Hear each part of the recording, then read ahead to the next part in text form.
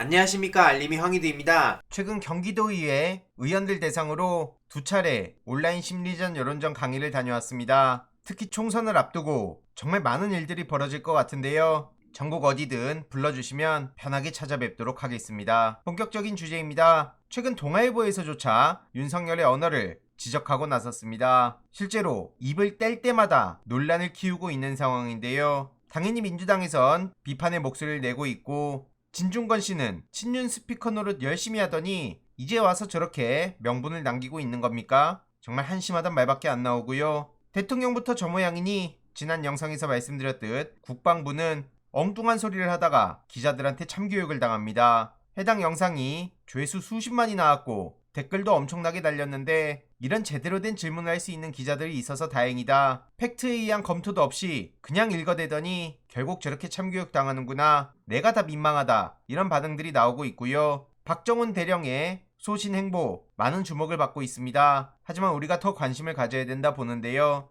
지금 윤석열 대통령의 개입이 있었다는 지적이 나오며 관련한 보도까지 나왔습니다. 대통령실에서 VIP 주재 회의 도중에 1사단 수사 결과에 대한 언급이 있었고, 여기에 대통령이 격노했다는 거 아닙니까? 이후로 장관과 통화해서 완전히 뒤집혔단 거고요. 이에 정말 VIP가 맞냐? 라고 묻자 해병대 사령관은 고개를 끄덕이며 맞다고 대답했단 보도가 나왔습니다. 결국 윤석열 경로로 국방부가 발칵 뒤집히고 이때부터 외압이 시작된 거다, 그러니까 국정농단급이다, 이런 말까지 나왔던 거고요. 이후로 그런 사실이 없다는 보도가 나오고 있지만 어떻게 진행이 되는지 우리가 계속 두 눈 부릅뜨고 지켜봐야 된다고 봅니다. 군 관련 문제는 이뿐만이 아닌데요. 요즘 열심히 목소리 내고 있는 국민의힘 신원식 의원, 과거 중대장 시절 만행이 드러나기도 했죠. 군 오발 사망사고 조작 정황이 드러난 건데요. 이걸 목격했던 부대원은 신원식이 두렵지만 진실을 밝히고 싶다며 목소리를 냈습니다. 두려울 수밖에 없는 게 현역 국회의원이자 차기 국방부 장관으로까지 거론되고 있어서 얼마나 무섭겠습니까? 하지만 돌아가신 분에 대한 미안함이 더 커서 직접 목소리를 냈다는 거고요. 수경지에서부터 입단속이 시작됐고, 부대 복귀 후엔 당시 중대장이었던 신원식 의원이 직접 경고했다는 얘기까지 나왔습니다. 게다가 신원식 의원은 의원 지위를 앞세워서 사건 자료를 받아냈다는 단독 보도도 나왔는데요. 국회의원 권한을 개인 이해관계에 이용했다는 지적도 빠짐없이 나오고 있습니다. 이 또한 계속 지켜볼 대목이고요. 어제 JTBC 단독으로 국민의힘 조수진 의원 관련한 단독 보도도 나왔습니다. 한마디로 지역 사무실을 시세보다 싸게 빌렸다는 의혹을 받고 있는데, 조수진 의원에게 잘 보이기 위해 평소 알던 건물 주인을 연결해준 것이다, 전 양천구의원의 폭로가 나왔습니다. 이와 관련해서 조수진 의원실은 해명에 나서고 있지만 네이버 댓글에서도 반응은 싸늘하고요. 밥 한 공기 타령하던 그 사람 맞냐? 진짜 파도 끝이 없다, 양심이란 게 있었으면 좋겠다, 이런 반응이 이어지고 있고요.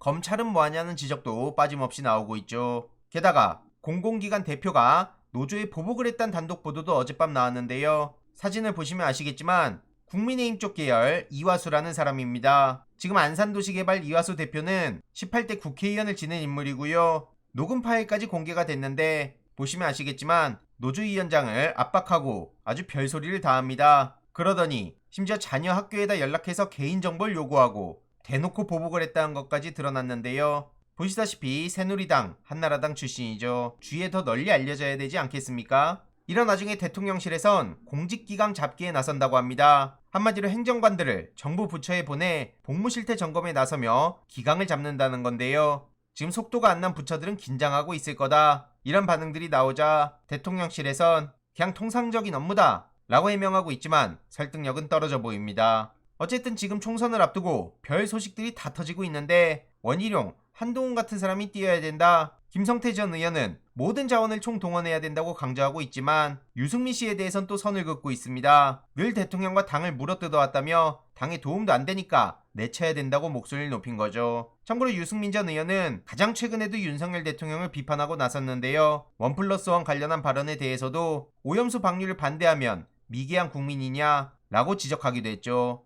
이해로도 원희룡 장관이 내년 총선에 양평 출마설까지 나온다고 하는데요. 도대체 무슨 생각인가 싶은 말밖에 안 나옵니다. 이런 상황을 두고 김종인 씨는 나경원, 원희룡 역할로는 착각이다, 한마디로 이미 지나간 얼굴들, 흘러간 물이란 지적이고요. 이준석 전 대표는 이번에 국회 못 들어가면 정치 생명이 끝나니 어떤 형태로든 총선에 나설 것이라고도 얘기했습니다. 내부는 더 커질 수밖에 없다는 거고요. 이준석 전 대표 입장에선 굉장히 치열하게 윤석열 대통령을 물고 뜯을 것이라 보입니다. 지금 강서구청장 후보도 주목해서 소식 전해드릴 예정이고요. 마지막으로 손준성 검사 다들 기억하십니까? 고발사주 손준성 보냄의 그 손준성인데요. 검사장 승진이 유력하다는 단독 보도가 나왔죠. 피고인 신분인데 어떻게 이런 소식이 전해질 수 있냐? 군 장성과 비교되며 검찰의 꽃으로 불리는 핵심 직급인 만큼 이렇게 논란은 거세게 커지고 있고요. 막장 나라다. 검찰은 무소불위냐? 뭘 상상하든 그 이상이다. 국민의 눈치는 절대 안 본다.